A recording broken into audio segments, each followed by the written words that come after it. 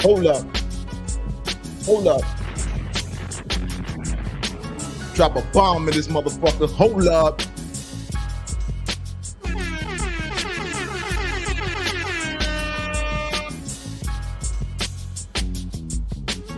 That part. Get this room filled up, you heard? That part, that part. Uncock, you heard? Don't shoot the messenger. Hashtag DSTM, you heard me? Don't shoot the messenger. You guys, check this out, man. This is episode number 66, you heard? Episode number 66, and I am the birthday boy. This is the episode before my birthday. And if you guys don't know, this is hoodie season. Hold up. You got somebody in the comment section already. Hold up. You guys, do me a favor. As soon as you guys come in the building, hit that comment section ASAP. Leave your fingerprint in the comment section. You heard me? That part. Birthday boy. Sad season, hoodie season. You heard? One of the most hated signs on the horoscope. That part. You guys, as soon as you come in the building, do me a favor, leave a fingerprint in the comment section. Let me know that you're in the building, you heard?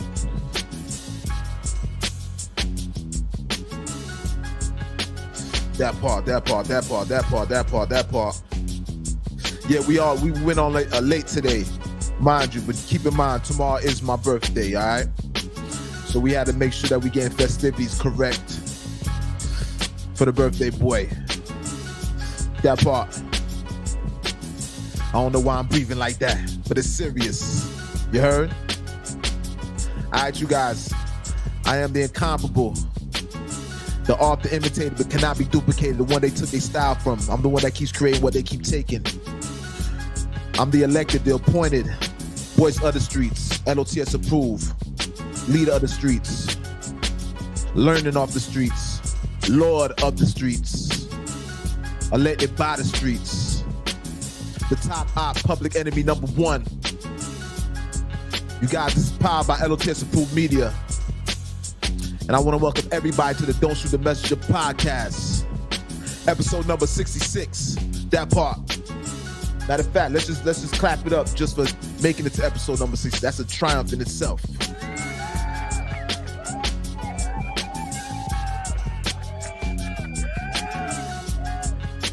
Shout out to all the new listeners. Shout out to the returning listeners. You guys keep in mind we're streaming on 3 different platforms right now. We're also streaming on Apple Podcasts, so you guys can listen to the audio while you guys are in the car going to work, doing your chores on Sunday, at the gym, exercising. You heard? All right, we're gonna close this. Let's shut this intro music, this fire intro music. Hold up.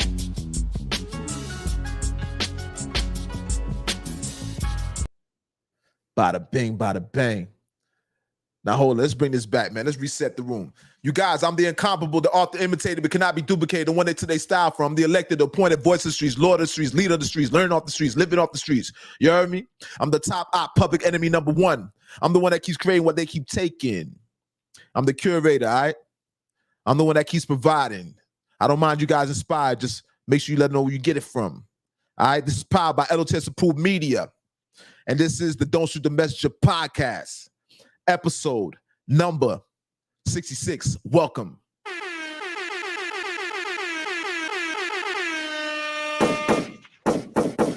Beer gunshots for that. Drop a bomb for me. Can I get another bomb?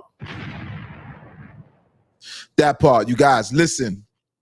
This is the most dangerous podcast on earth, all right? This is the Don't Shoot the Messenger podcast. Welcome, everybody. Shout out to everybody that's in the building, you heard me? I don't care if we got one person in the building. I don't care if we got 1,000 people in the building. The energy is going to be on 1,000, and we're going on 1,000 tonight. You heard me. I'm on late. It's about, what time is it? It's going on 8 o'clock. I usually go on at 7, all right? You guys got to forgive me. Excuse me. My birthday is tomorrow. This is Sagittarius season, and we are one of the most hated signs on the horoscope. All right, out of the 12 signs, that part. You guys do me a favor. As soon as you come in the building, don't be a ninja watcher. It's a person that be creeping and watching. Don't be no pocket watcher, because that's just a hater. And you definitely don't want to be one of these, ladies and gentlemen. We call that a peeping Tom. If y'all know what they do to peeping Toms, just don't go to jail. You won't never have to find out what they do to peeping Toms. All right? Don't be a ninja watcher. Don't be no pocket watcher. And definitely don't be no peeping Tom. Do me a favor. We call this wiping your feet on the rug. It's the same thing that you do at your grandparents' house, right? I know everybody here in the house of L.O.T.S, you guys have manners, all right? Don't embarrass your parents. Hit that like button as soon as you come in the building. We call that wiping your feet on the rug, showing that you was raised right. You heard me. That part. Also, I need you guys to turn your notification bells on. Turn your notifications on. Let them know that we in the building. You guys, as soon as you guys come in the building, make sure you guys hit that like button. You guys should be sharing this. Share this with your flock. Share this with your people that admire you. Share this with your family and friends. Let them know that this is an event here, all right? And it's going to be eventful like we always make it an event. The energy's going to be up. As you see, the energy's up right now. Birthday boy, all right? December 16th. Birthday tomorrow, touching down. All right, it was going down at the Office Gentlemen's Club. Yeah, very appropriate. The name is very, very, very, very, very, very appropriate. That part. Like I always said, I'm the incomparable, the author imitated, but I would never be duplicated. Nonetheless. Now, shout out to all the first-time listeners. Shout out to everybody. If it's your first time listening, if you're a reoccurring listener, shout out to people that if this is your first time listening to this podcast. Shout out to everybody that's listening on that's going to get a chance to listen to this on Apple Podcasts, all right? So we're streaming on 3 different platforms, all right? We're streaming on Facebook for the first part. We're streaming on YouTube, obviously. And we also streaming on Twitter. Soon we're going to be streaming off of Instagram also. And for the people that listen to the audio is a different type of event, all right? The audio is way different. You guys get a chance, go to Apple Podcasts. You guys get a chance to listen to the audio also. All right, I apologize for going on late today, but once again, tomorrow is my birthday. You guys, as soon as you come in the building, do me a favor, hit that like button and share this podcast. Let's get everybody acclimated. This is a very eventful day today. Oh my God, the internet's on fire. We got a lot of things to speak about, starting with Kanye West. Yeah, shout out to Kanye West. Listen, clap it up for Kanye West and that new project. Hold up, not even gunshots. Clap it up.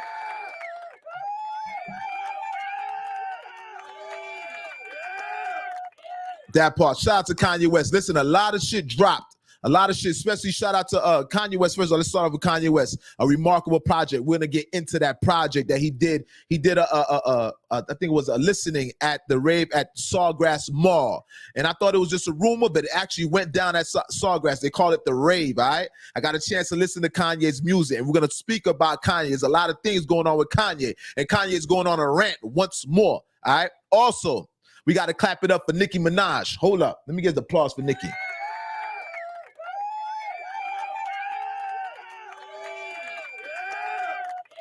Shout out to Nicki Minaj on that new project, all right? She's projected to sell 200,000 units, that part, all right? So Nicki Minaj is still doing numbers, the queen of rap, the number 1 queen of rap.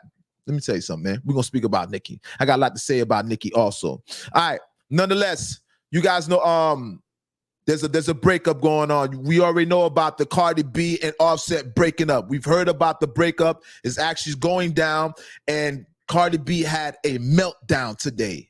All right, I seen this on Instagram. She had a meltdown. I don't know what Offset did to make her melt down like that, but obviously it's serious, and we're going to speak about that because there's some important things I want to speak about that. We don't gossip here, but there's a silver lining here. There's a moral to the story of Cardi B breaking down, having a meltdown on live, okay? So we're going to speak about that. Shout out to Bizzle. Shout out to my brother Bizzle. Happy born day, that part. Shout out, King. Let me pull my dog up here. Shout out to Bizzle in the building, that part, my comrade, you heard? Happy birthday, King. That's my brother right there, that part. And you my brother also, brother. Reciprocate that. You definitely my brother, you heard? That part, all right? So we're definitely going to speak about Cardi B and this whole Offset debacle what's going on with this breakup, all right? Nonetheless, it's not about gossip. I want to bring about the moral of the story, all right? What else we got? All right. This is kind of deep too. It's not really deep like that, but it's like beating a dead horse, so to speak. Yeah, it's a dead horse. We're gonna speak about Meg Thee Stallion, this whole Tory Lanez thing. It seems like Tory Lanez bodyguard has submitted he submitted to something where he bear witness to Kelsey, which is the one that Tory originally was dating, which is Meg Thee Stallion's former best friend. he's saying that she had a gun. He's seen her with a gun. All right. So we're gonna speak about that because it's like Tory's up to some tricks right now. Nonetheless, let's start off with this. There's more things. We speak about Quando Rondo recently being arrested. All right, and 2 Chainz coming out of the hospital. You know what I'm saying? Speedy recovery for 2 Chainz. But let's just start off hot. First of all, I want to speak about Kanye West. All right, you guys. Kanye West has dropped a new project. Okay. He had a listening party. He's here in South Florida at the Sawgrass Mall. You guys know that we're streaming from South Florida, all right? We are South Florida, not necessarily natives. I'm born in Brooklyn, New York, but I'm damn near South Florida native, all right? How I rep this Florida thing. You heard me? So the man had an event here at the Sawgrass Mall. And what I've been hearing from Kanye, man, listen, hold up. Clap it up for Kanye.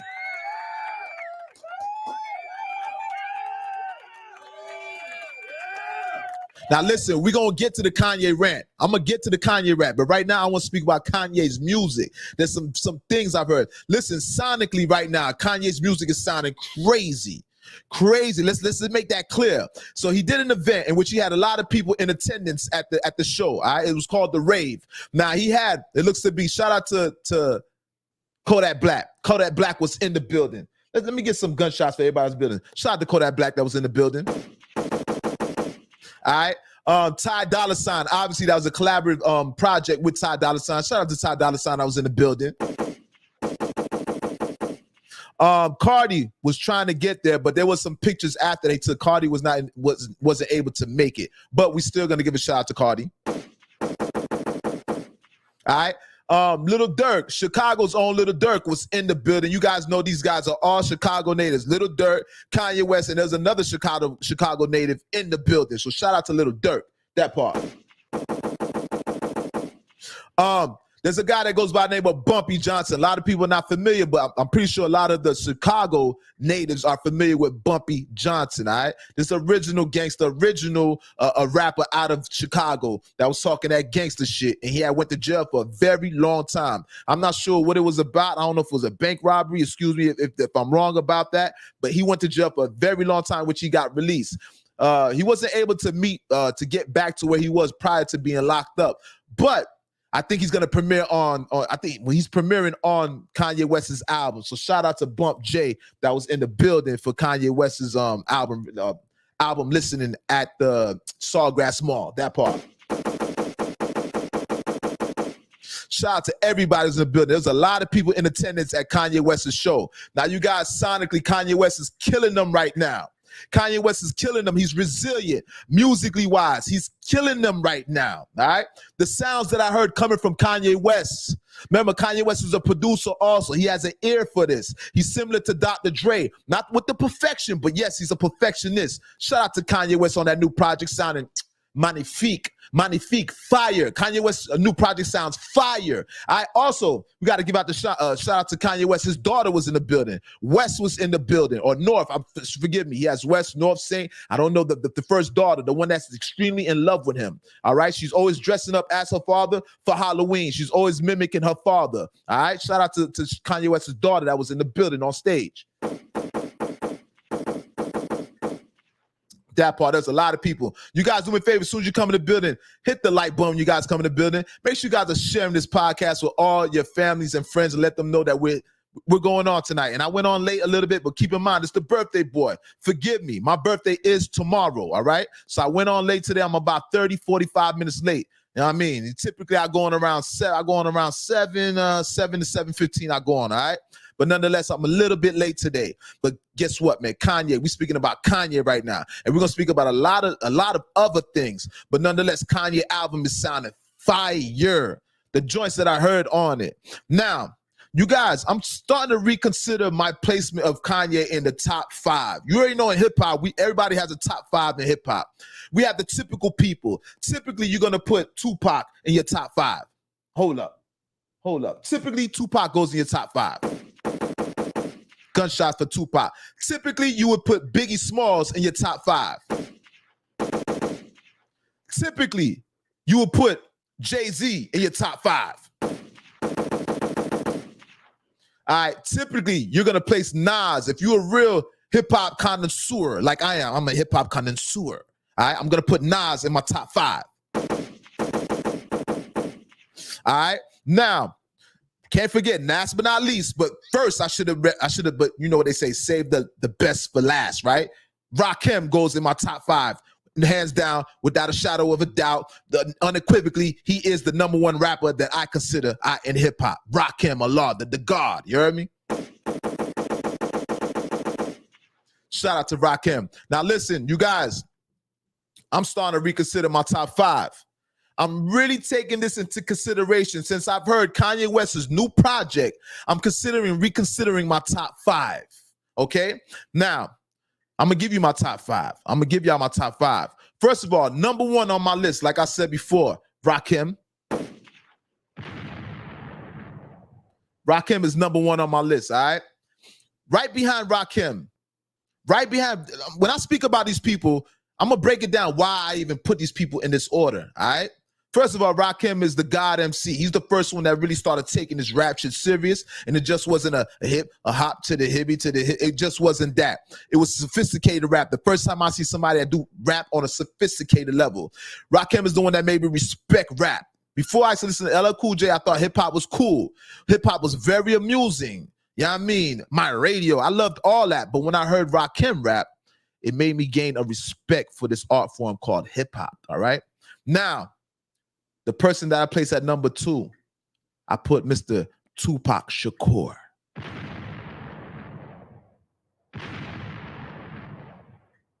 Now, there's a reason why I put Tupac at #2. Tupac is the most outstanding. He left the biggest impression on rap, if you ask me, if you're asking my expertise, right? He left the biggest impact on hip hop. He had one of the most accomplishments in hip hop. He just wasn't a rapper, all right? He spawned a whole thug life movement where everybody started adding thug to their name and started thugging. He just wasn't a rapper. He was an actor. He just wasn't a rapper and an actor. He was an activist. There was none of his kind like that prior. He was a 3-headed monster, a rapper, actor, and a black activist.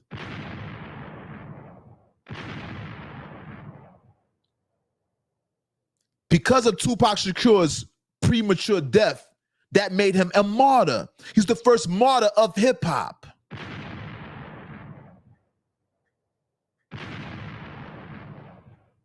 Machiavelli the Don. Yeah, all right? Machiavelli. It's to the point that people even think that Tupac is still alive. And then guess what? I might feel like that too. I might think Pac is still alive too. Why not? Why not? He's mystical like that. He changed his name to Machiavelli. Do you guys know who Machiavelli was? That was the nigga that faked his death so he could come for his enemies. He faked his death. Shout out to Tupac. So we got Rakim and Tupac at the top. You know who I put at #3 as the top, the third #1 rapper to me in hip hop? I put Mr. Nas, Nostradamus, Nasty Nas, Illmatic Nas.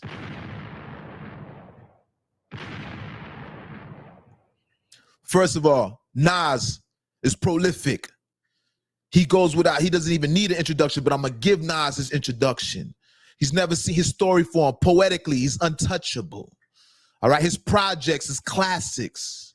He's brought up in everybody's top 5. What did Jay-Z said? Tupac, Jay-Z and Nas, Tupac, Biggie and Nas. What he said?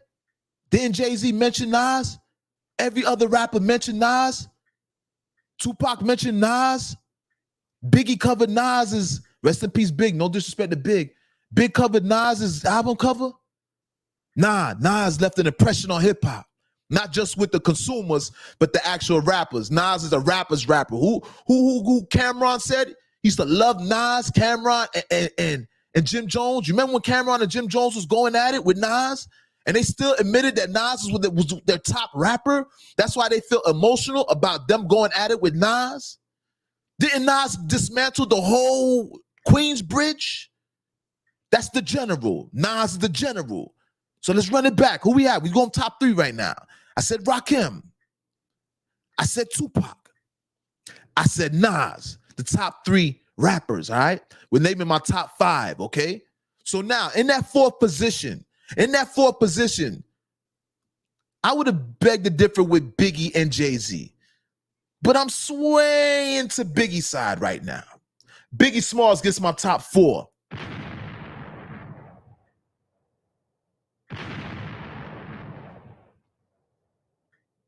Nobody had doper lyrical patterns than Biggie. Biggie, Jay-Z patted himself after Biggie's untimely, his premature demise, his premature death. Okay? Jay-Z patted himself behind Biggie. Jay-Z quotes Biggie all the time. Some would say, well, we're about to go to this next one. This is a segue to Jay-Z. Jay-Z was at my 5th spot. But some would say that if Tupac and Biggie were still alive, Jay-Z wouldn't be in the position he's in. Holy smoke. A lot of people are under the impression that if Biggie and Tupac were still alive, Jay-Z would not be in the position that he's in, right? So we have to put Biggie before Jay-Z. It's a must. And nobody can compare to Jay-Z's, nobody can compare to Biggie's, his rhyme patterns, all right? He's the best to do it when you're speaking about rhyme patterns. Nas is the most genuine. Rakim is left the biggest impact. He's the starter of this whole shit. He started this shit. All right? Now, and you already know where Tupac's at. You know how Tupac left the game fucked up. You know Tupac ran the game. Tupac Shakur ran the game. Rapper, actor, activist. One of my favorites. All right? He's a martyr right now. He's a legend. Immortal. He's immortal. People don't even believe Tupac is dead. I don't believe he's dead either. Don't kill me. Now listen, there's a 5th spot right now. There's a 5th spot that I'm confused at right now. I would usually put Jay-Z at my 5th spot. Jigga Man. Now look at the accomplishments of Jay-Z. Hold up.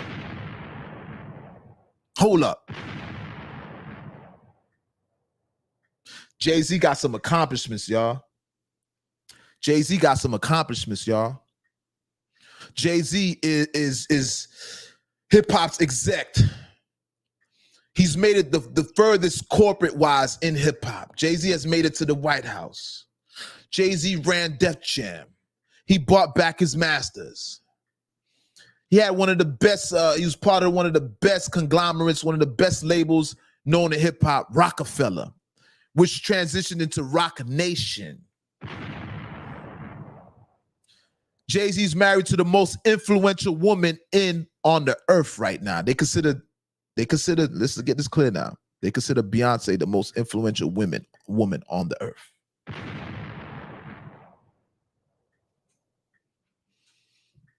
Everybody was a threat. Jay-Z was a threat to everybody.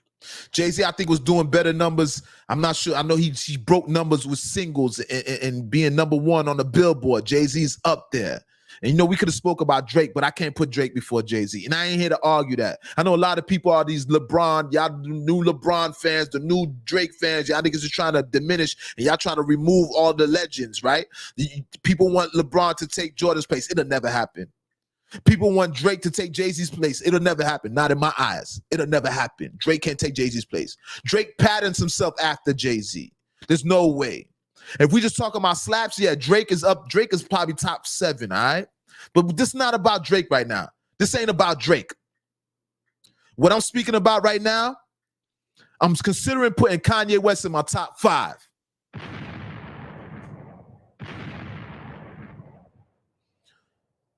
I am truly considering removing Jay-Z, pushing Jay-Z to the side, and putting Kanye in my top 5.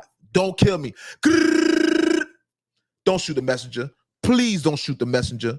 I'm really considering putting Kanye in my top 5 slot of best all-time rappers of all time. I'm really considering moving Jay-Z to the right or a little bit to the left. I'm considering putting Jay-Z as 6th man. And some would consider this blasphemous, right? Because Jay-Z's the one that put on Kanye. Imagine all the achievements that Jay-Z had. But let's talk about album for album. Nobody's fucking with Ye. Nobody's fucking with Yeezy. Jay-Z's album for album is not fucking with Yeezy. I'm just gonna be honest with you. The quotables. Listen, this is a tight race.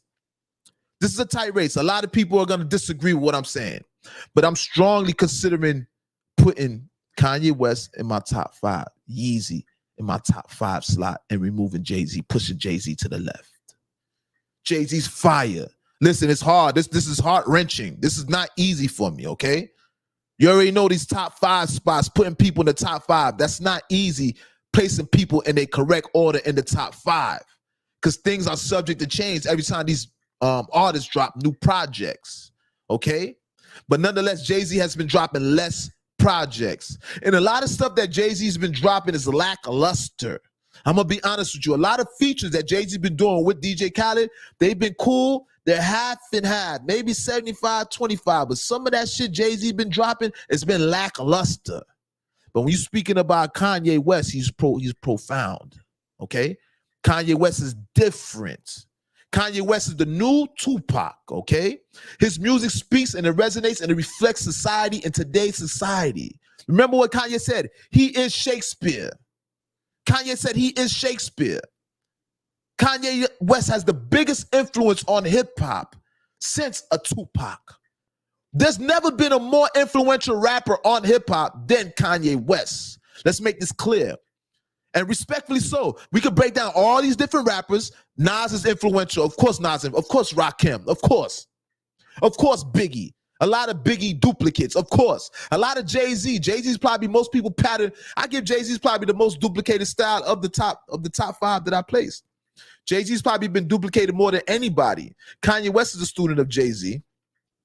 Drake is a student of Jay-Z. Lil Wayne is a student of Jay-Z. Listen, the top rappers that we consider right now are all part of Jay-Z's lineage, all right? They come from Jay-Z's, they're Jay-Z offspring. These guys are to be considered Jay-Z's offspring. They came out of Jay-Z's nuts. Respectfully, I'm not saying figuratively, I'm speaking. Figuratively, no disrespect. Because I'm talking about all these rappers I'm talking about is rappers that I respect. I super respect all these rappers. But let me tell you, brother, let me tell you something. Jay-Z's flow is the most adopted flow. All these guys come from out of Jay-Z's offspring, all right? They're all sperm that come from Jay-Z, Jay-Z's offspring. I'm using that as an analogy, no disrespect. Lil Wayne, Drake, Kanye, all these are Jay-Z's offspring, okay? But I'm reconsidering my top 5. I'm about to take Jay-Z out of the top 5. I'm thinking about placing Kanye West in my top 5 rappers. Do we have to break it down again? Do we have to break this down again? Shout out to PLM in the building, that part. Shout out, you guys do me a favor. As soon as you guys come in the building, leave your name in the comment section. Leave a fingerprint. Let me know you're in the building. It's the birthday boy. Birthday tomorrow. All right? I need full cooperation. Make sure you guys are sharing this podcast. Okay? Listen, we got a new top 5 right now. L.O.T.S approved. New top 5 in hip-hop right now. All right? Rakim is number 1. Tupac Shakur is number 2. Nasty Nas, Nostradamus. Nasty Nas. Number 3. Number 4, rest in peace to the late great, Christopher Wallace. Biggie Smalls, Brooklyn's home. Brooklyn, we did it. Now, we have this last slot number 5. I don't know what to do. I'm losing my mind. I don't know who to put where. I don't know what to put, who to put what. I'm taking Jay-Z out of my top 5. Since Kanye West has dropped this new project, you guys got to listen to Kanye West's new project. He's the rapping Dr. Dre. He's the version of Dr. Dre could rap, okay? Kanye West's new project is fire. And I'm considering taking Jay-Z out of my top 5 and placing Kanye in my top 5. No. Jadakiss project. None of Jadakiss. Listen, Pierre. I love you, Peter Bully. I love you, homie. I love that you in the comment section and you dropping a comment. If you guys feel different, drop who's your top 5 in the comment section. I want to see what's your top 5, because I'm giving y'all my top 5. And guess what, Pierre? Jadakiss is not top 5. He's top 5 as in verse for verse. He's number 1 feature artist. He's the number 1 feature. No, I can't even say that. Lil Wayne has that. Lil Wayne is the number 1 feature artist. And after that, Jadakiss got it. But it's a close race. It's very close, all right? But nonetheless, Jada is top 5 verse for verse. Yeah, Jadakiss is top 5 dead or alive. You know what he said? Top 5 Dead or Alive verse for verse. Nobody can go verse for verse for Jada. The quality of each one of his verses. Yes, Jada is top 5 in that regard. Okay. Wayne is top 5. We talking about feature artists. Yes, he's the top 5, and he's top 5 in punchline artists. Yes, we can have these discussions all day. But nah, Jadakiss album-wise, P, Jadakiss cannot compare no albums to Nas. Jadakiss cannot compare no albums to Tupac Shakur. Jadakiss cannot compare no albums to Biggie Smalls. Jadakiss cannot compare no album to Kanye West. Jadakiss cannot compare no album to Jay-Z. What we talking about here? What we talking about here? Listen. Matter of fact, Ye does write. So you want to take it away. You want to take this away from Kanye because he doesn't write. Now I ain't gonna lie, and I thought about that earlier too. But I'm still with it. I still don't know. Kanye West does not write all his shit.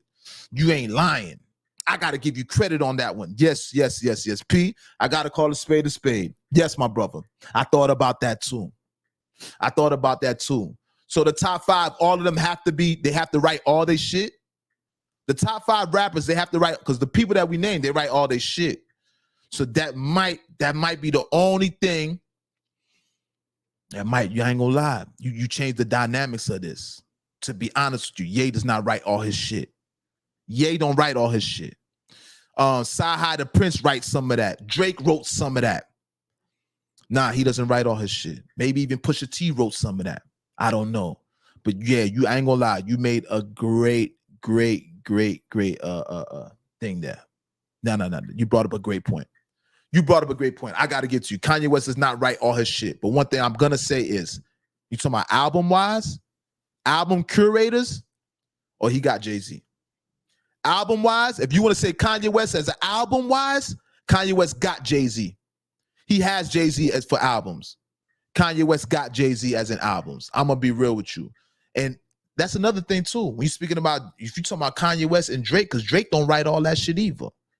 So if we're talking about top 5 lyricist-wise, writing they shit, Jay-Z still in top 5.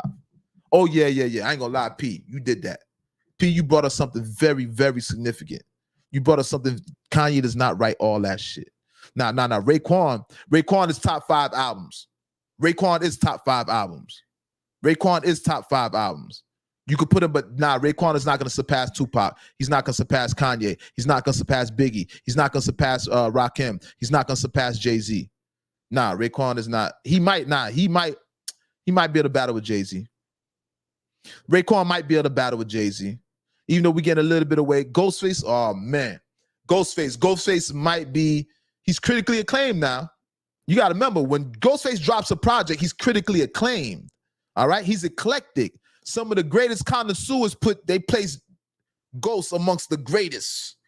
Ghostface Tony Starks is the greatest when you're talking about being judged by some of the top platforms. All right, the top platforms considered Ghostface number 1. Let me say, the white boys love Ghostface. It's not just the black community. I heard white boys. You remember when we was at the Cheesecake Factory, Bizzle, when white boy was quoting Ghostface Killer. Ghostface Killer for real. No. You got to give Tony Starks, all right? But nonetheless, you guys, yeah. You know what? Album-wise, I put Kanye West. But we talking about lyricists. Let me see. I'm going with P with that one. I ain't going to lie. Lyricist-wise, if we're going to speak about lyricism, I'm going to put Jay-Z back in the 5th spot. Jay, you cool. Jay, your spot is solidified because Jay-Z write that shit. Yeah, Jay-Z write that shit. All right. Now check this out, y'all. Kanye West new project. You guys check out Kanye West new project. Now, Kanye West has been going on a rant, okay? Kanye West has been on a rant lately. He's speaking about them elites again. I don't want to speak about this right now, about all the elites. I'm going to be real with you. The stuff that Kanye got it hot right now. The feds all look watch you right now. You got this. You're too hot right now. We can't fuck with you. You're too hot right now. You remember when Lennox was telling the DMX, you're too hot. You're Kanye. You're too hot right now.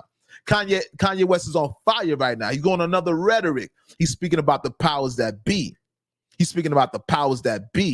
That's why I'm giving Kanye West so much credit. He's the new Tupac. I am a firm believer that Kanye West is following in Tupac Shakur's steps. He's following Tupac Shakur's lead. Also, Kanye West, you guys know that he speaks to Who's that? The GDs, the leader of the GDs was he denounced his leadership. What's the man's name, man? The leaders of the leader of the GDs, the gangster disciples. You know what I'm saying? Larry Hoover. Now, Larry Hoover, they call him the old man. Larry Hoover is in contacts with Kanye West. So Kanye West is a revolutionary. He even speaks to Larry Hoover, trying to get Larry Hoover released. Kanye West is just amazing. Kanye West is amazing. He's a sacrificial lamb, and that's what I am to a certain extent. I'm a sacrificial lamb, but I'm not going to sell myself under the bus like that. Nah, I ain't going to do it like that. I don't got that Kanye West paper to even be playing around like that. So we're not going to speak about certain things that Kanye West is speaking about, but nonetheless, Kanye West is on a rant. Kanye West is going on a rant right now. Do you hear me? You guys got to go check it out on Instagram. Go on DJ Academic's page. I want to play some of this stuff, but I already know on YouTube is no bueno. That's not going to work. But Kanye West is speaking about Mike Rubin, the billionaire. Somebody, he said, yo, fuck Mike Rubin. I'm going to punch. He said, you going to punch him in the shit? He said, I'll punch that nigga in the shit.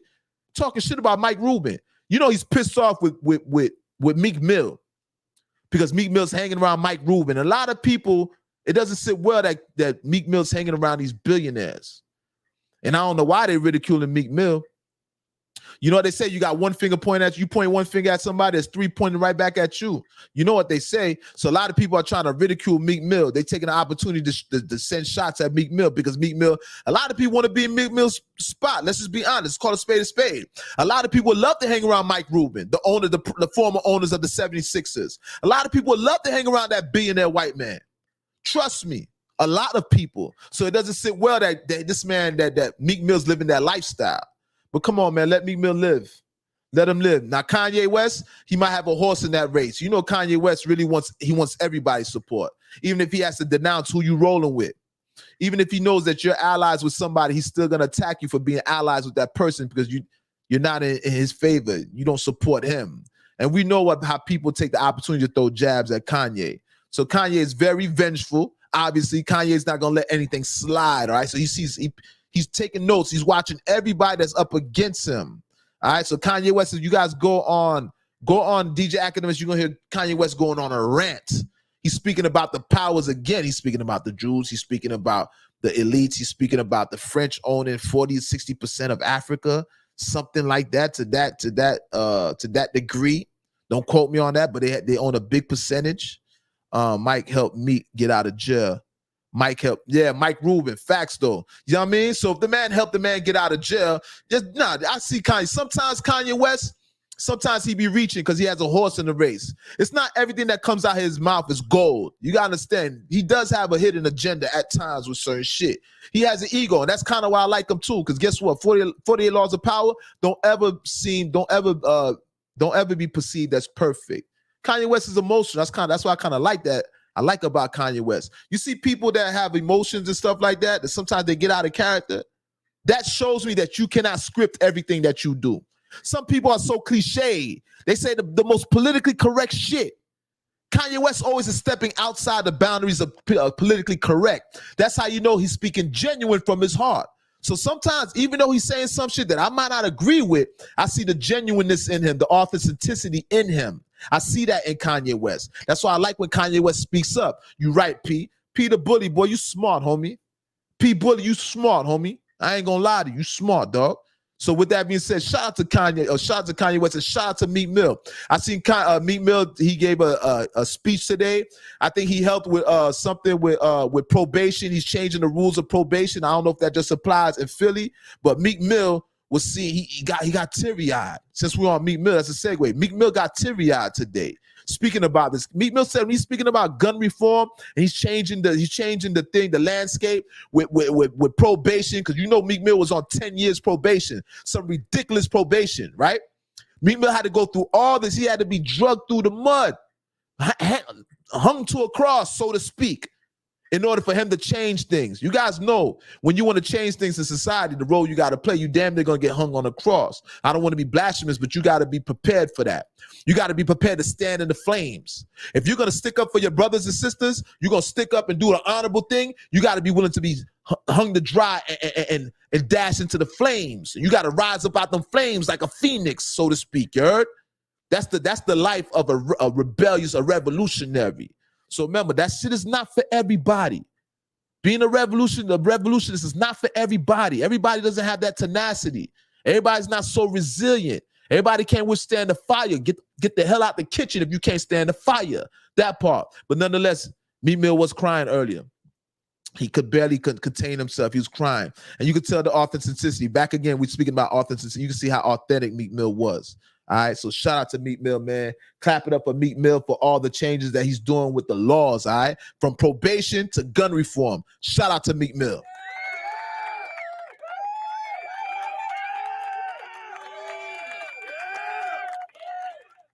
All right, you guys, listen, man. Let's go into this right here. All right, as of recently, let me speak about Megan Thee Stallion. All right, you guys, Tory Lanez and Megan Thee Stallion. Shout out to Peter Bully. Shout out to Peter. Let me pull up P right here. You guys, make sure you guys are sharing this podcast, all right? Make sure you guys are sharing this podcast. I'm the birthday boy. My birthday's tomorrow. Nonetheless, shout out to all the reoccurring viewers. Shout out to the new viewers. If you guys, the first time you guys are catching this podcast, this is the most dangerous podcast on God's green earth. Remember, I told you, we're affirmation warriors. I speak this to existence. This is one of the most dangerous podcasts on God green's earth. This is episode number 65, Gunshots.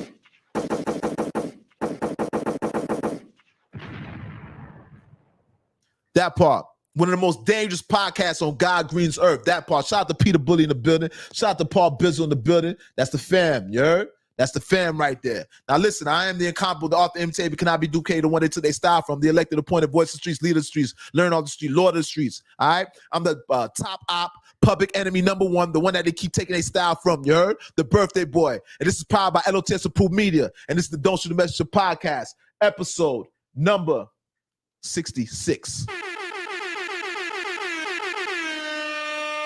That part. All right. Now listen, as of recently, you guys know Tory Lanez. All right, we all know Tory Lanez is locked up right now. All right, and it's like Tory Lanez, though he's locked up, he will not be forgotten. You see Tory Lanez drop that new project, and everybody's loving the new R&B project. Shout out to Tory Lanez. Clap it up for him.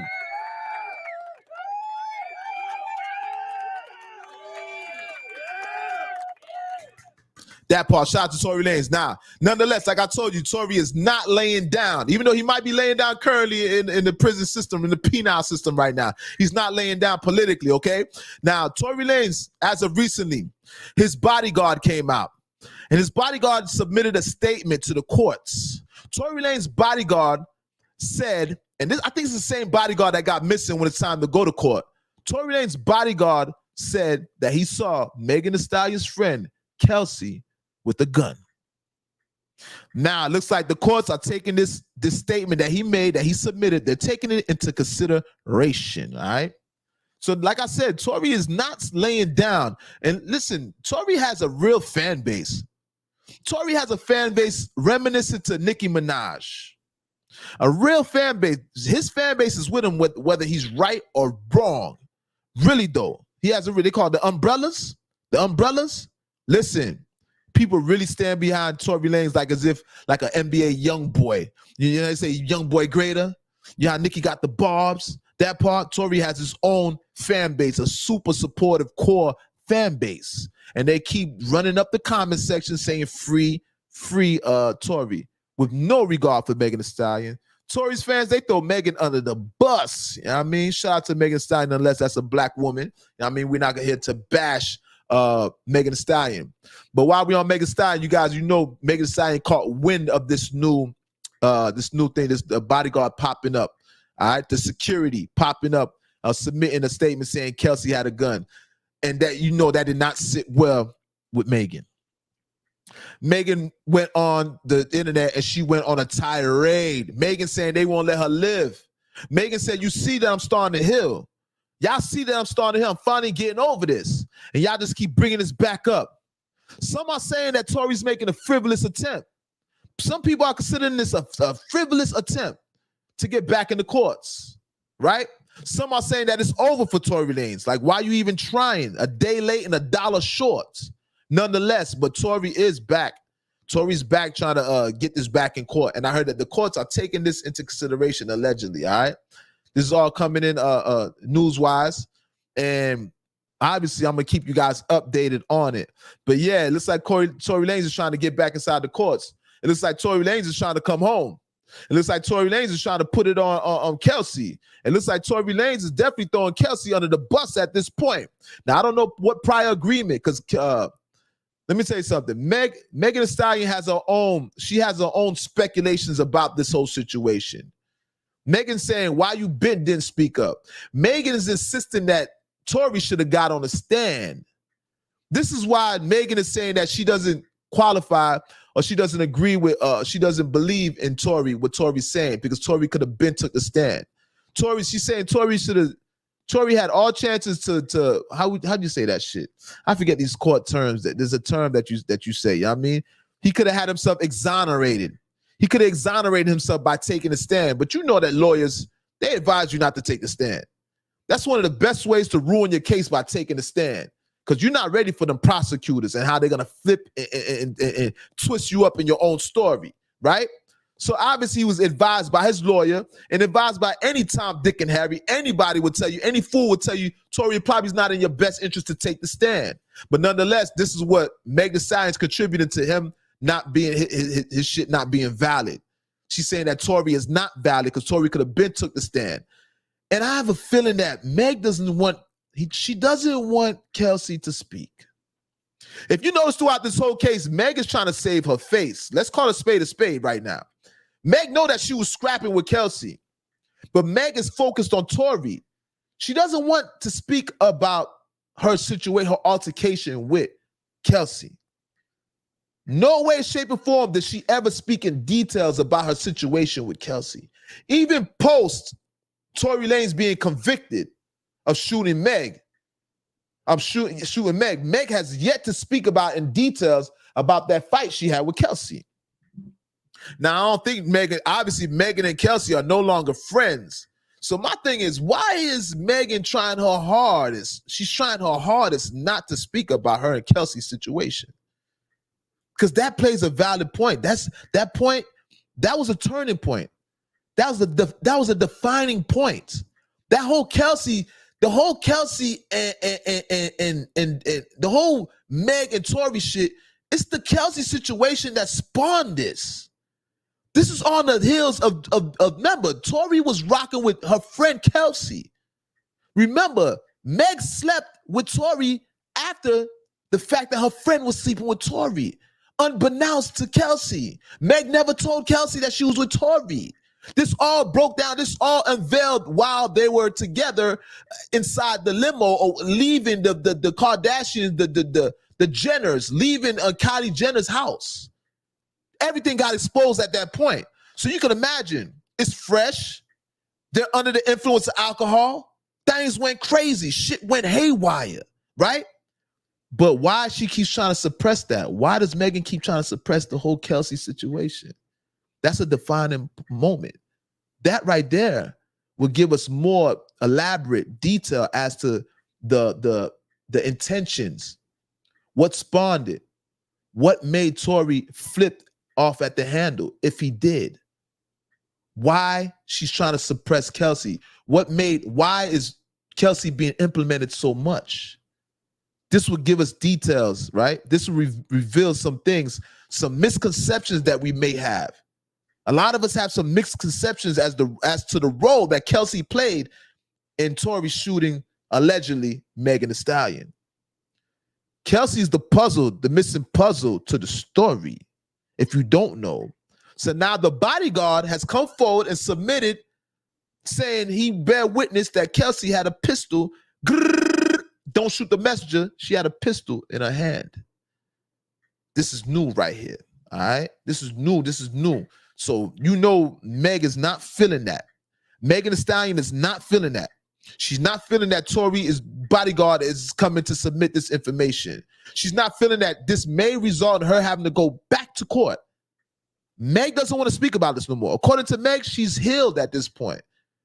Now, I'm just saying some valid shit right now. You heard? I have no horse in the race. I'm not against. I already apologize about Meg Thee Stallion. Because if Tory had anything to do with it, as a man, I feel like Tory did play a role, but not necessarily the shooting role. I don't know. I'm not going to say that I believe that Tory shot her, right? But what I can say is there's a lot of motives on all parties, right? There's signs, there's things that could validate the certain things that Tory took part of, because Tory was in a shouting match with Meg. Obviously, Kelsey finding out that Meg was sleeping with Tory. She was hot with Meg. And what makes that more prevalent, what makes that more relevant is that they're no longer friends, no longer. Now, Megan is under the assumption that Tory tried to pay Kelsey. So there's a lot of different aspects to this story that's leaving me confused at this point, right? So this is all alleged speculation that we're doing. And the only reason I'm speculating because it's all over the internet. Why not? And like I said, I have no horse in the race because I feel like Tory could have been way more mature about this whole shit. I feel like Meg Thee Stallion could have been way more mature about this whole shit. And I understand why Kelsey doesn't want to be implemented if she's the person that actually shot Meg. I understand Kelsey's disposition. I understand her position in it. All right? So this is all speculation nonetheless, man. Shout out to Kelsey, first of all. Shout out to Meg Thee Stallion, second of all. And shout out to Tory Lanez. Now, once again, if Tory Lanez shot Megan, I ain't with that shit. I'm not down with no man that shoot women. I ain't with this shit, homie. Even if you was down with the girl, even if you didn't do anything to try to stop it, I'm not down with that shit. But this is all alleged, so I can't say nothing like that, right? The story's gonna unveil. And it looks like what I'm basically saying, you guys, I don't think this case is over. And according to the courts, I'm thinking they're taking this into consideration. But we'll see, okay? We'll definitely see. Now, you guys, make sure you guys are sharing this podcast. Make sure you guys are hitting that like button. Like I said, don't be a ninja watcher. It's a person that be creeping and watching. Don't be no pocket watcher. It's a hater. And you definitely don't want to be a peeping Tom. Y'all know what they do to peeping Toms? Oh, yo, your old looking ass. You know what they do to peeping Toms, right? When they wind up in jail? Don't be an R. Kelly. Don't wind up like them guys. You heard? You'll find out. You'll definitely find out. Now, moving right along. Listen, let's speak about it. Quando Rondo recently was arrested, all right?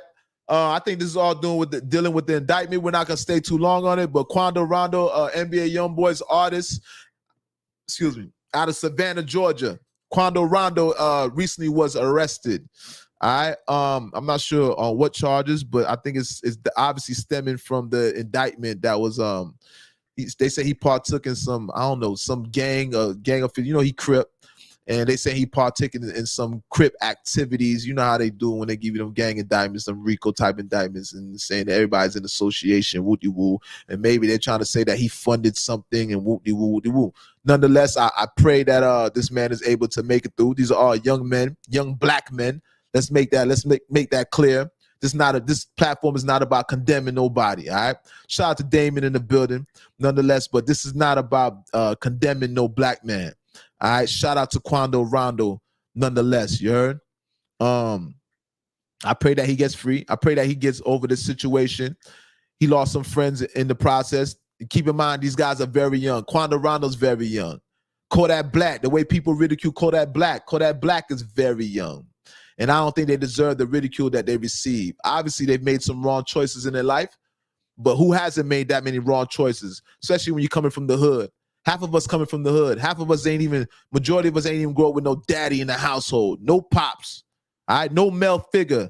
I ain't talking about no stepfather either. I'm talking about your actual biological father. Somebody that looks like you, that you can identify with. Somebody that you know that's in your best interest. Majority of us didn't even grow up with no father in the household. All right, you got young black men with no fathers, no guidance, just mothers. All right? With millions of dollars. What do you expect is going to happen in that type of situation? What would you do with all that power if you had all that money? You know what I mean? Coming out of the hood, coming out of poverty, being misled. You was raised by the older niggas in the hood, and the older niggas in the hood ain't had no daddy either. You know what I mean? A lot of things that I learned was from the older niggas in the hood, and they ain't even have no father. So it's the blind literally leading the blind. You heard me? So shout out to all those young gentlemen that are in these situations, these RICOs and these indictments. I pray that all you guys will be able to see the light of day. I pray that you guys don't go behind those walls. And if you do go behind those walls, it'd be a light sentence. That part. Shout out to Quando Rondo. Now, you guys, man, let me tell you something, bro. Let's speak about this. And this one right here hurts my heart too.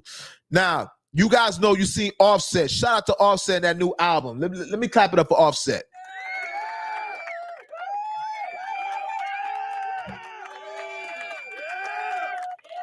Now, hold up. Now, according to Cardi B, ever since Offset dropped this new album, he's been acting up. According to Cardi B, ever since Offset has dropped this new album, he's been acting brand new. You guys see Offset when he was on there doing that Michael Jackson boy, and he was rocking the Michael Jackson outfit. He was doing something like that. You know that man used to dance, right? He was a backup dancer for Whitney Houston. Offset, 1/3 member of the Migos. Rest in peace to Takeoff. All right, shout out to Quavo. Offset was once a backup dancer for Whitney Houston. So you see Offset doing those snakes and all that shit and doing the Michael Jackson turns and all that and wearing the Michael Jackson outfits, it's because the man has that type of background and he's incorporating that. And I love the way hip-hop, I like to see hip-hop, not to get beside the subject, but I like when hip-hop breaks the boundaries, because a lot of things in hip-hop are a fake facade, right? There's a lot of misconceptions in hip-hop that lead the youth to believe that that's how it goes. In reality, it's fake, all right? Yes, we dance. Gangsters dance too. Don't think a gangster can't dance, all right? So this man dances, and he's a self-proclaimed GD, all right? He's gangster disciples. And the man still dance. He wants to wear his Michael Jackson. Gangsters are influenced by Michael Jackson. Let's kill the misconceptions in hip-hop. Let's kill it. Gangsters are influenced by Michael Jackson. Gangsters pray more than people that go to church. I know some gangsters that have better relationships than actual Christians, people that go to church every Sunday, okay? Let's just break the misconceptions in hip-hop. But nonetheless, you guys, Offset, who is married to Cardi B, they're separated at this point. All right, they're separated. And there's something that I'm going to play for you guys, right? So now, Cardi B and Offset have broken up. Now, you guys probably seen Cardi B online. She's talking about, you know how women do. Y'all ladies, y'all know how to do. When women break up with their men, and then she was like, she's ready for a new beginning. That's not something that us men say. We don't self-proclaim that, oh, yeah, we're ready for a new beginning. We just make the beginning happen. But we don't say we're ready for a new beginning like as if we're making a statement. No, right? This is a woman thing because women liberate themselves. They feel like they're suppressed by men at times and they have to liberate themselves from a man. It's in a woman's nature, right? Nonetheless, Cardi B was seen online saying she feels like she's ready to start a new thing. She's ready. She's feeling great. I guess she's alluding to she's ready to start dating again since her separation from Offset. Now, you got to keep in mind, she also said she talked about how long she was with Offset. Cardi B and Offset have been together a very long time. So that's not a fake relationship, all right? We've seen Kim Kardashian get married for a little bit of time and literally divorce years later, a couple years later. A marriage is probably, I wonder what's the typical lifespan of a marriage in America. Because I see people get married and divorced 3-4 years later, right? Nonetheless, Cardi B and Offset were married for a long time. I think over 8 years, I believe. Something to that effect. She alluded to that, but we're about to go into, I'm going to actually play what Cardi B was saying. But just in a nutshell, you guys, Cardi B was just proclaiming that she's ready to start anew. Oh my God, but things have changed. Listen, you guys probably see, I don't know if you guys seen Cardi B is online, boy, and Cardi B is melting down, okay? She's melting down. And we're going to speak about Nicki Minaj too. We're going to get, this is a segue to Nicki Minaj, right? We're going to speak about Nicki Minaj. But nonetheless, Cardi B had a meltdown online, okay? Cardi B is seen speaking about Offset. And she said she's ready to put him out there. But you should see the emotion in her voice. You hear the emotion in her voice. Hold up, man. Rather than me tell you, I want to play this for you guys. And we'll break it down. And we're definitely going to get into to Nicki Minaj with her new album, Pink Friday 2.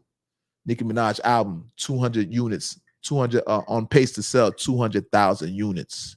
#1 on Billboard. That part, Nicki Minaj. All right, the queen of hip hop. All right, hold up. Let me pull this up right quick. Hold up. Academics, bada bing. Hold up. Let me see. Cardi Beezy for Sheezy.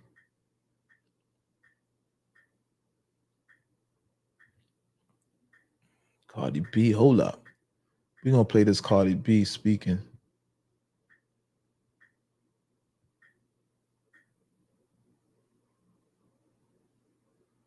Hold up, that's kind of, okay. Check it out. We about to play this Cardi B speaking about Offset. She's going off on Offset. Calling me. You need to stop calling me. Hold on. The audio is breaking up a little bit. No. I really don't like doing the internet. I really don't like doing the internet. But the sad is, stop calling me. You need to stop calling me.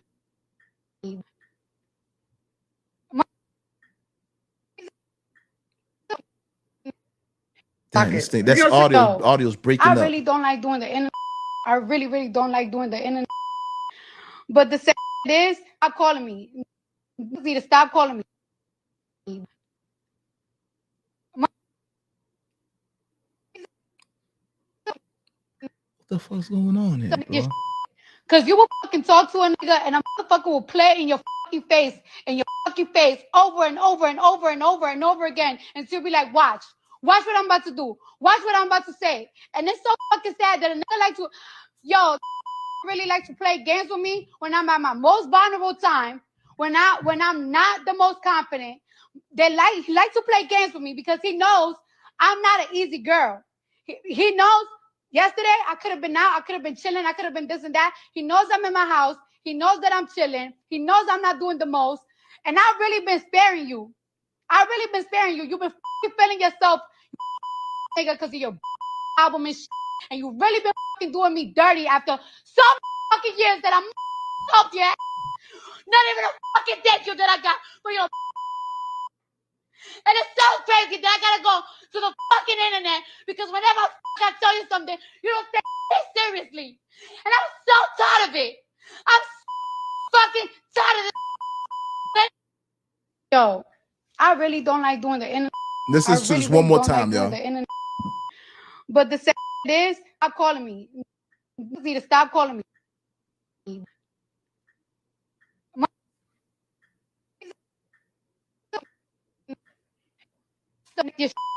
Cause you will fucking talk to a nigga and a motherfucker will play in your fucking face over and over and over and over and over again until you be like, watch what I'm about to do, watch what I'm about to say. And it's so fucking sad that a nigga like to, really like to play games with me when I'm at my most vulnerable time, when I'm not the most confident. He likes to play games with me because he knows I'm not an easy girl. He knows. Yesterday, I could have been out. I could have been chilling. I could have been this and that. He knows I'm in my house. He knows that I'm chilling. He knows I'm not doing the most. And I've really been sparing you. I've really been sparing you. You've been feeling yourself, nigga, because of your album and shit. And you really been doing me dirty after some fucking years that I'm up yet. Not even a fucking thank you that I got for your. And it's so crazy that I gotta go to the fucking internet because whenever I tell you something, you don't take it seriously. And I'm so tired of it. I'm so fucking tired of this. Yo, listen. Check this out, man. Now, what you guys are just listening to was Cardi B going on a rant speaking about Offset, saying you basically, since you dropped your album, you've been feeling yourself. Now, you guys, hold up, man. First of all, those I presume would be shots fired. Definitely shots fired. She said, since you dropped your new album, you've been feeling yourself. You remember he was on stage doing that Michael Jackson with the Michael Jackson zip jacket. Shout out to Offset. But that's just satire I'm using, you guys. Let's keep it all the way. I'm gonna keep it real. That's a real relationship. She maintained her composure all the way up until this point. That was real emotions coming out of Cardi B. She really loves Offset. You can tell. She actually took it to the internet. Because I remember she just a couple days ago, when this rumor came out about Offset sleeping with Krayshawn, Blueface dropped the bomb. Hold up. Blueface dropped the bomb, and he said that Krayshawn linked up with Offset to do their thing. Now, this is all alleged. I don't know what this is. Blueface is going on his own tirade with the shit. But nonetheless, that don't hurt Offset for one, because Offset and Cardi are not together. But it still kind of hurts them a little bit because who knows what he told? He didn't want to disclose that, right? But nonetheless, I'm not going to sit there. But one thing I am going to say is, when Cardi B heard about Offset and Krayshawn, Cardi B said, y'all don't worry about that. Cardi B denounced that, like, yo, don't worry about that. A lot of y'all don't know I've been broke up with Offset. So Cardi B gave us that reassurance that she wasn't worried about no Krayshawn and Offset being together. Now, as of recently, there was a girl that was seen with Offset, and it was like, this girl is a Cardi B lookalike. Y'all know how it is. When we break up with our girls, sometimes we try to replace them with a girl that looks exactly the same. We go out there and we try to find a twin. Come on, man, let's keep it real. Am I the only ones who keep it real? When we break up with our girl, a lot of times it's attachment. We're attached to our girl. When we as men, when we break up with our girl, we try to go get a girl that's similar to her, right? And even try to probably throw it all in her face like, look, I found another one of you. It always happens. You remember Kanye, he tried to replace Kim. He had a Kim lookalike. That didn't last too long. Even the new chick the new girl that he's with, shout out to Kanye. I'm gonna respect his wife, you know what I mean? But there's similarities there. Now, some people chalk that up to, that's a preference. Some would say that's just a preference. But me, I'm gonna call my own self a spade. I'm gonna look at my own self. I'm gonna use myself as a sacrificial lamb. Yes, sometimes I try to replace my ex-girlfriends with a chick that looked just like them, right? Because I probably wasn't ready for that premature breakup. So guess what? Let me get something that's similar to you. Matter of fact, let me piss you off and show you that there's more than you out there. In all actuality, there's only one you. It don't matter. You can have resemblance, but the personalities are not going to be the same. The connection's not going to be the same. The chances of you finding another woman that's similar to the woman you left or that you broke up with are slim to none. Slim to none. Just like a fingerprint. God makes no two people the same. All right. There's no one plan that suits all in the plan of life. Like a snowflake. There's no snowflake that matches the other. That's the same thing with human beings, okay? So you can't necessarily replace your girl with a girl that's exactly like her. Yeah, you might have a preference. You might be able to find a tall chick. You might be able to find a thick chick with a fat ass. You might be able to find a chick from the same island, the same ethnicity. Yeah, the same part of the United States, New York, Georgia, country, city. Yeah, you can find those commonalities, those similarities, but you're never going to replace the girl that you had with a girl that's exactly the same. God don't make no two people the same, my friend. It just don't happen like that. So with that being said, as of recently, there was a Cardi lookalike being seen with Offset. Now, I don't know. I'm just speculating right now. We're speculating. But Cardi B just had a mental meltdown, okay? That was a mental meltdown. And that's real love what I'm seeing right there. The silver line, the moral of the story is she really loves Offset. Contrary to what she was saying that she moved on, judging by what we just heard, she ain't moved on yet. Cardi B has not moved on yet, judging by what we just heard. All right? I just want to say shout out to that relationship, man. Shout out to that marriage. I hope that marriage is reconcilable. I hope so. Because there's a lot of people that are just dwelling on the fact that Offset cheats. We know black men don't cheat. A lot of people just want to say, a lot of people are, misery love company. A lot of people don't want to see Cardi B and Offset together. So they allude to the fact that he may have been caught cheating, allegedly, right? But nobody talks about the great chemistry between them. Cardi B and Offset made albums together. Cardi B and they made music together that's successful. They have children together that's successful. Their marriage is successful. Put aside the infidelity, alleged infidelity. Nobody could say that Offset treated Cardi wrong. He didn't abuse her. He never put his hands on her. I never seen Offset making a public spectacle of her, cursing her out. I never seen Offset parading around town with women in her face, right? So nobody's gonna mention the great chemistry and how he treated Cardi B. Nobody's gonna give Offset and Cardi B their credit for their marriage. That was a great marriage. It's the spectators. It's the miserable people out there that keep bringing up that this man's cheating. Because guess what? People literally, they put their fears on you. They live vicariously through you. People hate to see people living, enjoying their life, right? Because sometimes when you see people with successful relationships, it reminds you of how unsuccessful you are. And misery does not like to be by itself. Misery always likes to be in the company of misery. That's a fact, though. And that played a major role, I believe, in the Cardi B and Offset breakup. Now I'm just speculating now. Cardi B could debunk this, right? But this is all speculation at this point. But nonetheless, Cardi B just had a meltdown about Offset. She said, ever since you dropped this album, you've been feeling yourself. Shout out to Offset. Offset album is fire. Hold up. Applaud that.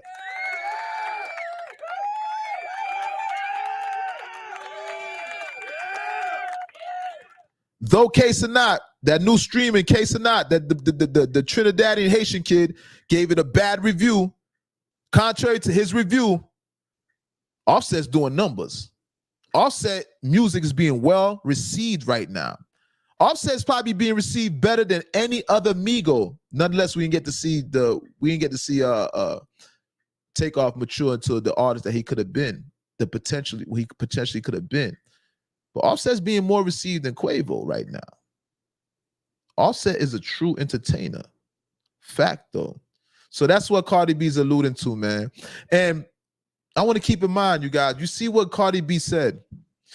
Cardi B said she's at a very vulnerable place in her life. And I didn't know this because judging by her exterior, what she gives off, she said she was ready for a new relationship. So Cardi B is giving off something contrary to what she just said. She said she's at a very vulnerable place. She had a meltdown just now. She's ready to put Offset out there, but that's all love, genuine love, man. And I literally pray for them. I pray for Offset and Cardi B. I love that situation, bro. I love those couples, man. I love hip-hop couples that are successful. I love the Jay-Z's and the Beyoncés, man. I like the way, even though, you know what I'm saying, we love Ashanti. We ain't want to lose Ashanti, right? Because, we all be watching Ashanti on her Instagram and how fine she is and how she reinvented herself. But shout out to Nelly and Ashanti with the new baby on the way. Shout out to Nelly and Ashanti. Shout out to all the successful hip-hop couples. That part. Shout out to Remy Ma and Papoose. Remy Ma and Papoose, man. I like that. Even with all Easy to Block Captain rumors. Shout out to Remy Ma and Papoose. Shout out to the hip-hop couples, bro. Shout out to the hip-hop couples, nonetheless. You know what I mean? But yeah, Cardi B saying that she's at a very vulnerable place in her life right now. And I was surprised to hear that. I pray for Cardi B. Shout out to Cardi B, man. We love Cardi B. No lie. We love Cardi. I love a real-ass chick. I'll take a real-ass bitch over any fake-ass bitch. I'm telling you that, right? I love Cardi B's attitude. Cardi B might be a Libra. Some Libras are some of my favorite people. Shout out to Cardi B, though. She's lit. She's very, very... She's genuine. As good as she look, as much money she got, she's down to earth. And that's what I like about Cardi B. She doesn't care about being politically correct at times. She doesn't care that she show her ass. She don't mind being herself at times. She's not this superficial, fake fronting, trying to put up an act, always trying to give people her good side. She lets you see her bad side. Shout out to Cardi B. Now, this is a segue to Nicki Minaj. Yo, listen. Hold up. Shout out to Nicki Minaj and that new project.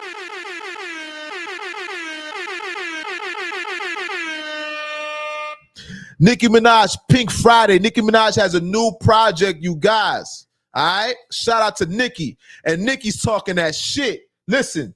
Shots fired. Don't shoot the messenger. Listen, Nicki Minaj talking that shit.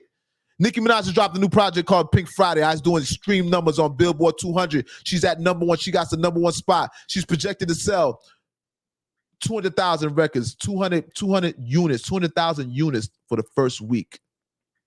Hold up, man. Hold up. Let's clap it up for Nicki.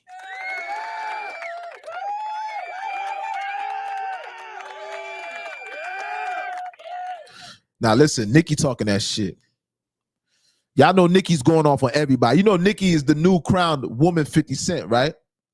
If y'all don't know, Nicki Minaj is the feminine version, the woman version of Curtis Jackson of 50 Cent. Yeah, she's from Jamaica, Queens too. She's from Queens. I think Southside. Yeah. She's the new woman 50 Cent. Now you see 50's always giving her flowers. 50 loves what it's safe to say 50 loves what Nicki's doing. He loves the attitude that she adopted from him. All right? Nicki's not having it. Nicki's talking shit about Megan Thee Stallion. You know Nicki was going up against Lotto.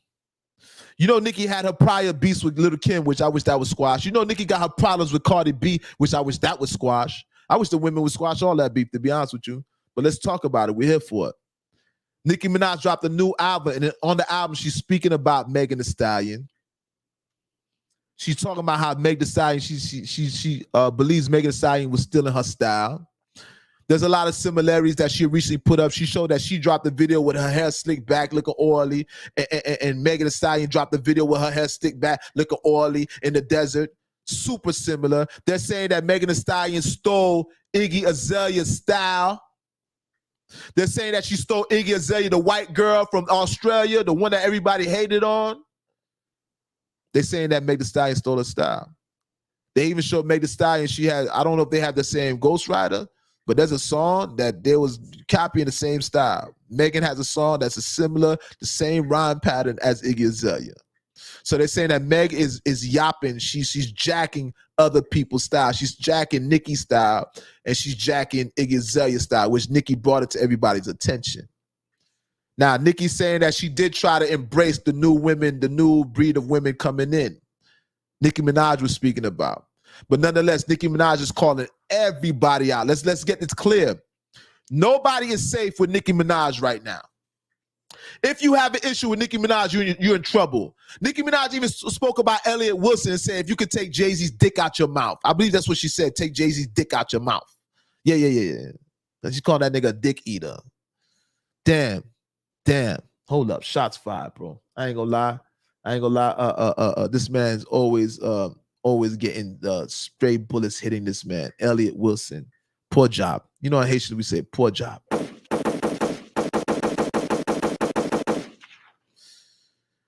He's a punching bag. Elliott Wilson, shout out to Elliott Wilson, but you're a punching bag, people. And the sad thing is, I don't really see you retaliating. I don't see you stick up for yourself. All right. Nicki Minaj is going at everybody. Nobody's safe. And it seems like day by day, she's letting the numbers reflect. And since she dropped the album, she's letting the numbers reflect. All right. Also, I feel you, Biz. I feel sorry for Elliott Wilson, though he's a creditable journalist in hip hop. Let's shoot him some bell. Elliott Wilson is a very creditable journalist in hip hop. Elliott Wilson, he's creditable, all right? He's authentic. He really he has a history. He has a reputation in hip hop. How would you say he has credentials? He has maybe even considered seniority. But though his seniority, sometimes it doesn't cash in because people go to other platforms rather than him. All right, but nonetheless, shout out to, and even Noriega. Didn't Nori Drink Champs, he shitted on Elliott Wilson? There was a beef, there was a problem there because that nigga Noriega catapulted into the sphere of the realm of podcasting. He catapulted as an artist. Elliott Wilson didn't like that. How the way he just catapulted, he just accelerated so fast. So he was kind of mad at Noriega because Noriega was garnishing different people to come on his show. There were some major artists that went on Nori's show as opposed to going on Elliott Wilson's show. But you guys know it's like the prisoners run the building now. You got the prisoners running the building now. It's a little bit different now. All right, it's not fun when the rabbit got the gun. But nonetheless, she shitted on Elliott Wilson. Facts though. Let me get a bomb. Nicki shitted on Elliott Wilson. You guys, Nicki Minaj's new album, 200 units, is projected to sell 200,000 units. It's #1 on Billboard Top 200. All right. Now, Nicki sent more shots. All right. And this one right here, this one, I'm not getting in between this because you already know I'm a Kanye advocate. I'm an advocate for Kanye West, for Yeezy. All right. Now, nonetheless, Kanye did a song. He has a record that he did with Nicki Minaj. And according to Nicki, this record is 3 years old. All right. It's called New Body. The record's called New Body.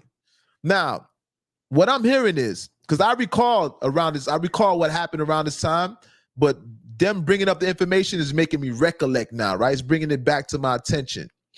In which Kanye reached out to Nicki Minaj and Kanye asked Nicki, can he want to speak to Nicki about releasing this track that they did 3 years ago called New Body. Now, this is on the heels, presumably this is on the heels of Nicki Minaj's new success with the new Pink Tape 2, Pink Friday 2. 200,000 records sold, projected to sell first week, #1 on Billboard. So Kanye wants to jump on that bandwagon. Kanye wants to jump on that marketing bandwagon. He wants to hop on the boat. He don't want to get left behind. So Kanye dropping a new project. He wants to drop this song with Nicki that he been had. But this is the problem with it. Shout out to Rudolph Baldwin in the building. I see you, brother. This is the problem with it. According to reports, they're saying that Nicki was pushing Kanye to drop that track 3 years ago. 3 years ago. You guys know Kanye is known for getting ridiculed for doing music with artists and not actually putting it on his project. You remember when Soulja Boy went off on Kanye, right? Soulja Boy went on a tirade with Kanye. Damn, nigga, y'all dropped the verse. You made me rewrite my verse. Whoop-de-woo, whoop-de-woo. Kanye, you ain't put the song out? He was hot because you know these artists. You know when Kanye's dropping and Kanye actually, first of all, when Kanye actually to be on his album, right? These are artists that are creditable artists. These are big artists in their own regard, right? But Kanye's slightly bigger. Pause. So now you already presumably you thinking that you're gonna be on Kanye's project. You start running and telling your family and friends, yo, listen, I'm gonna be on Kanye's new project. Yeah, I'm like that. Kanye chose me. Kanye flew me out to Wyoming, to wherever he's at. He flew me out personally. Kanye flew me out personally. I'm dropping on Kanye's new album. Just listen for it. It's coming out. So now they're promoting Kanye's projects. But unbeknownst to them, when the album comes out, their song's not on there. Their verse is not on that project. That's where Kanye gets the ridicule. That's where Kanye gets attacked. Now, I'm not going to argue about Kanye's methods. I don't make multi-Grammy winning albums, okay?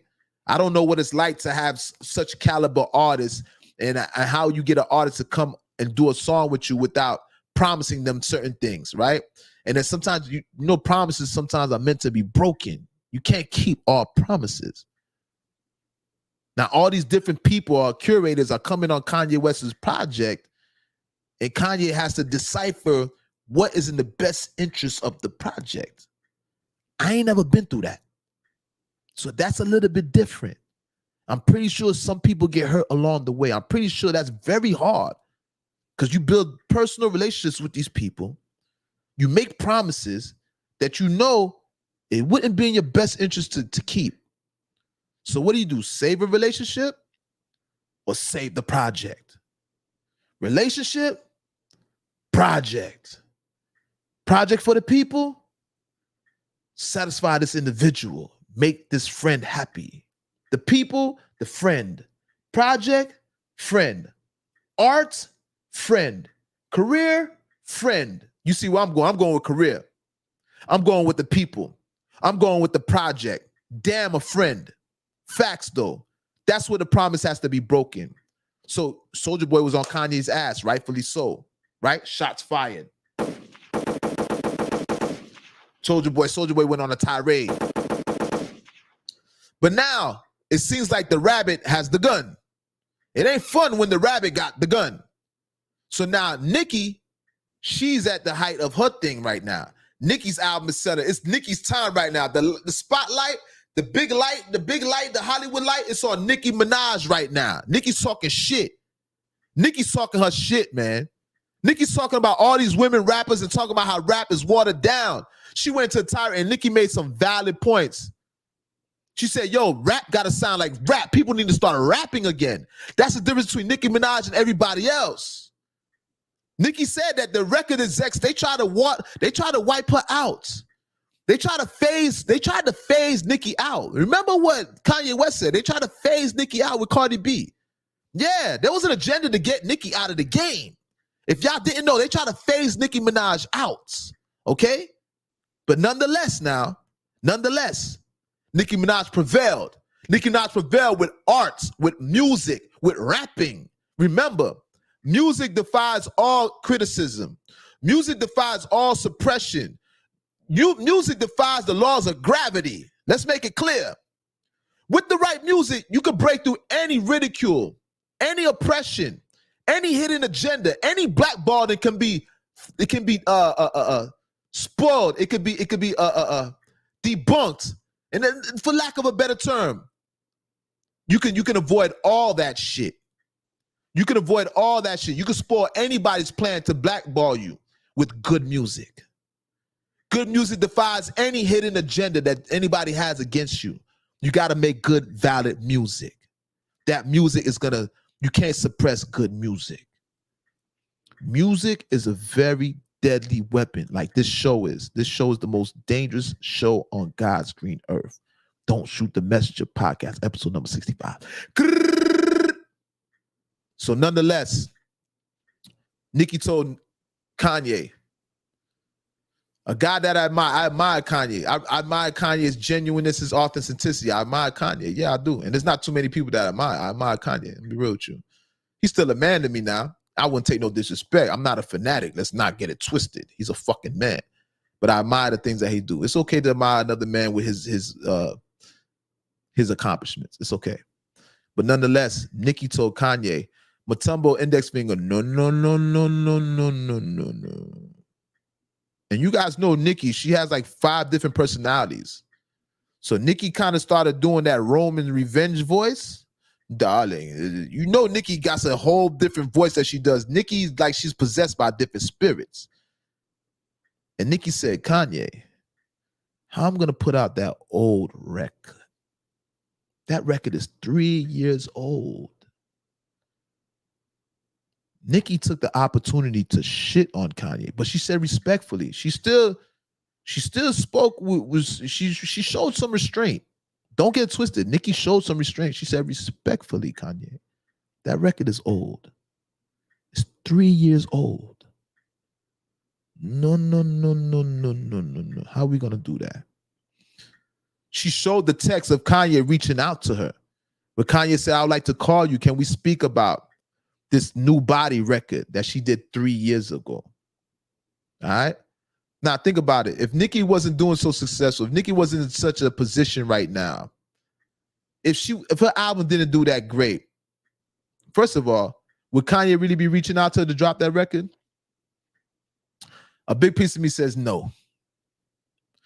If Nicki wasn't doing so good and Kanye reached out to her, would Nicki have done that record? A big piece of me says yeah. But now the rapper got the gun. She can return the favor. This is all revenge. That's why I said Nicki's the new 50 Cent. She's not playing. And she has the blueprint. She's seen 50 do it. So Nicki basically just wham. Hold on. Wait 1 second.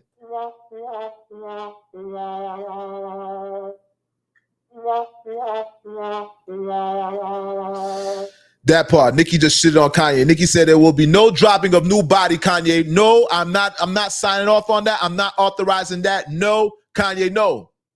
Nonetheless, I don't think that's going to hurt Kanye's project. Kanye is just a great marketer, and Kanye wanted to use that, knowing that on the heels of Nicki with her success with her new Pink Friday 2 project. Once again, selling 200,000, projected to sell 200,000 units, and is #1 on Billboard, okay? So shout out to Nicki Minaj, man. And shout out to Kanye. Both of them are great artists. Remember, I told you. All right? Now, you guys, once again, I want to speak about one last thing, all right? I want to speak about one last thing. Oh, shout out to 2 Chainz also. Shout out to 2 Chainz with his release from 2 Chainz on recovering. All right? Recently, 2 Chainz was hospitalized. All right? Shout out to 2 Chainz, man. We pray 2 Chainz has a speedy recovery. That part. Wait 1 moment. I want to speak about this, about some research. Okay, this I'm gonna end off with this right here, you guys. All right. Put your thinking caps on right now. This is enough about the celebrities. All right. You know we get intelligent over here. There's a lesson over here. There's a lesson in everything, but this is serious right here. All right, the U.S. Food and Drug Administration approved the 2 gene-based treatments for sickle cell disease Friday, including the first therapy that uses the gene editing technique, CRISPR, opening a new era of treatment for genetic conditions. The medicines called Casgevy and Lyfgenia are potential cures for people with sickle cell, a debilitating, life-shortening, inherited red blood cell disorder that disproportionately affects African Americans. All right, a lot of our people are affected by this. All right, sickle cell disease is a rare. Oh, sorry, we'll say that again. Let me see. Okay, it's a rare, threatening blood disorder with significant unmet need, said Dr. Nicole Verdun. Let me see. Sickle cell disease is a rare, debilitating, and life-threatening blood disorder with significant unmet need, said Dr. Nicole Verdun, director of the FDA's Office of Therapeutic Products within its Center for Biologics Evolution and Research.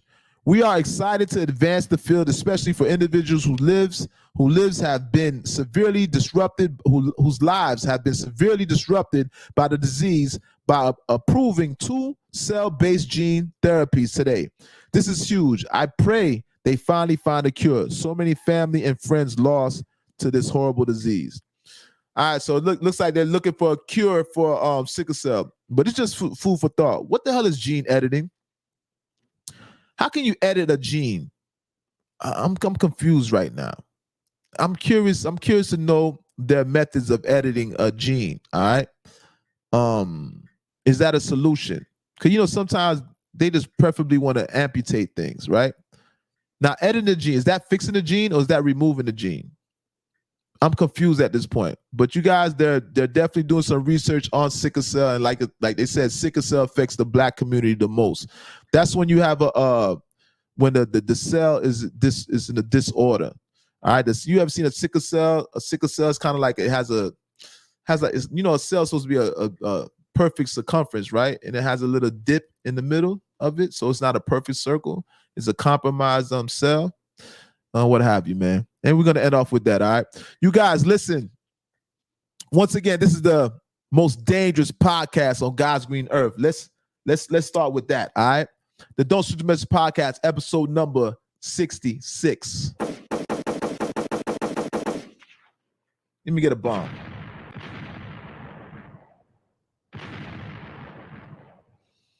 Now, you guys know I am the birthday boy.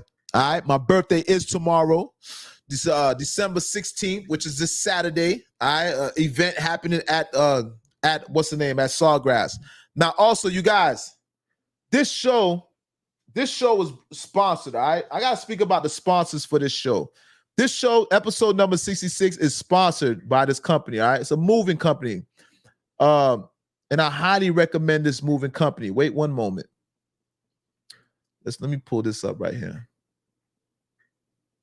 Hold on. This show was sponsored, okay?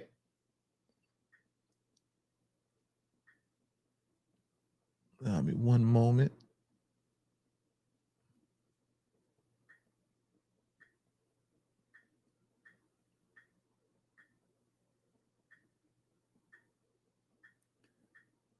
Bada bing. I'll pull this up. All right, this show is sponsored by a moving company. All right, let me play this commercial right quick. Let's get into this commercial right. All right, guys, this show was sponsored by this moving company. All right, it's called Move a Move. All right, Move a Move. Now, I highly recommend this moving company. These people here, they're very first of all, they're flexible. They'll come get your property from wherever location that it's at, especially if you guys are ordering stuff from a store, specifically their furniture moving company. All right. They have a lot of great rates. I'm going to take this one right here. I'm going to edit this into the actual show. You guys are going to see, I'm going to show the promotion in the beginning, and also it's going to be on all of my platforms. But let me just go into the actual promotion of this company. All right. They're going to speak to you guys. Moving soon? We are Move a Move, the solution for all your moving needs. We provide same-day flat rate moving. Whether you need to move a single item or an entire single-family home, or just the big stuff, we move just about anything, all for a flat fee. You can go to our website, www.moveamove.com, and simply fill out the quote form telling our pros what you need moved. We also provide store pickup and delivery.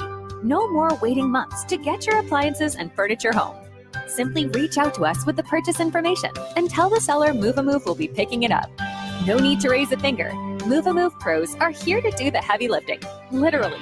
We will arrange and rearrange furniture, move things around the home or office, load and unload the trailer, and move items in and out of the garage.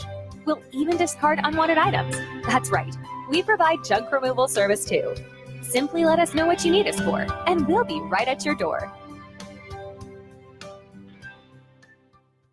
All right, you guys, the company is called Move-A-Move. All right, they're very reliable. Like they said, they'll pick up your items from the furniture store, wherever location, whether it be the office or the furniture location. They'll move it from the actual vehicle, from the van into your garage, all right? So they're going to make this as convenient as possible for you guys. Once again, the company is called Move-A-Move. It's a very reliable company. Well, I'm going to show you guys, they have a lot of discount rates at this moment too. So when I do this, I'm going to post-edit with this actual show. I'm going to show you guys in the beginning some of the flyers. You guys are going to see some of their discount rates. I'm going to have it on my Instagram. I'm going to have it on my Facebook, all right? Also, I'm going to also put this on, obviously it's going to be on the YouTube, and it's going to be on my TikTok also. Once again, the company is called Move-A-Move. And they also discard any garbage that you guys have, furniture that you guys want to get removed from your house, you want to destroy it, you want to put in the waste dump trash. They're going to do that also. So it's all inclusive with this service, all right? It's a very, very good company, and it's very reliable. These are the people that you guys want to go with. Once again, it's called Move-A-Move. You guys heard the commercial, right? How about this? I want to do this one more time because I don't think you guys got the real understanding of it. Let's just do this one more time for you guys, okay? Moving soon? We are Move-A-Move, the solution for all your moving needs. We provide same-day flat rate moving. Whether you need to move a single item or an entire single-family home, or just the big stuff, we move just about anything, all for a flat fee. You can go to our website, www.moveamove.com, and simply fill out the quote form telling our pros what you need moved. We also provide store pickup and delivery. No more waiting months to get your appliances and furniture home. Simply reach out to us with the purchase information and tell the seller Move-A-Move will be picking it up. No need to raise a finger. Move-A-Move pros are here to do the heavy lifting, literally. We will arrange and rearrange furniture, move things around the home or office, load and unload the trailer, and move items in and out of the garage. We'll even discard unwanted items. That's right, we provide junk removal service too. Simply let us know what you need us for, and we'll be right at your door. That part, all right? You guys heard it. And guess what? It's one flat fee, all right? So there's no extra things that they're going to add on. That you're not going to get one quote, and then next thing you know, when you're done with the trip and everything, then they give you another quote with additions and add certain things onto it just to increase the actual rate that they offered you in the first place, all right? So this company sticks by their words. It's one flat fee, all right? You don't have to worry about being swindled. Once again, they're going to discard any items after they make the movement and they bring all this stuff and this furniture to your garage. They'll discard anything that you guys need discarded in the household as in reference to furniture, okay? All right. So once again, you guys, this is the Don't Shoot the Messenger podcast, episode number 66, all right? Once again, my birthday tomorrow, you heard? I am the incomparable, the author imitated, it cannot be duplicated, the one they took their style from, the elected, the appointed voice of the streets, all right? All right, I'm the public enemy number one. I'm the top op. Believe that. I'm top op, public enemy number one. It's the most dangerous podcast on God's green earth. I'm L.O.T.S approved, Lord of the streets, learn off streets, leaders of the streets, all right? That part. This is powered by L.O.T.S approved media. And once again, this is the Don't Shoot the Messenger podcast, episode number 66. That part. Now, with that being said, birthday boy, let me get some outro music here, man. That's I need some perfect outro music just to take us out. All right. That part. Hold up.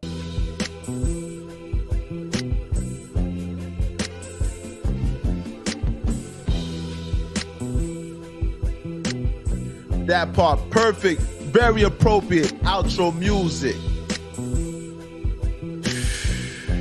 Episode 66. Shout out to everybody that's listening on Facebook. Shout out to everybody that's listening on YouTube.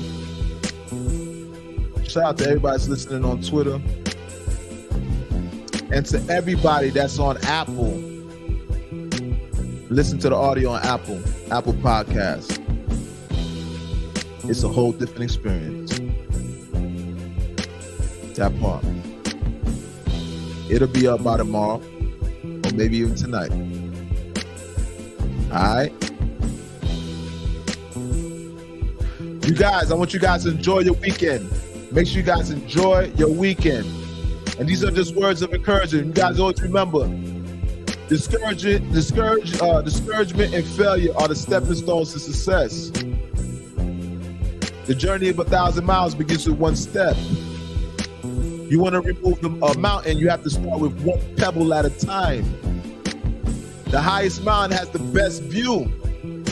Climb that mountain. All right? Make sure you pack your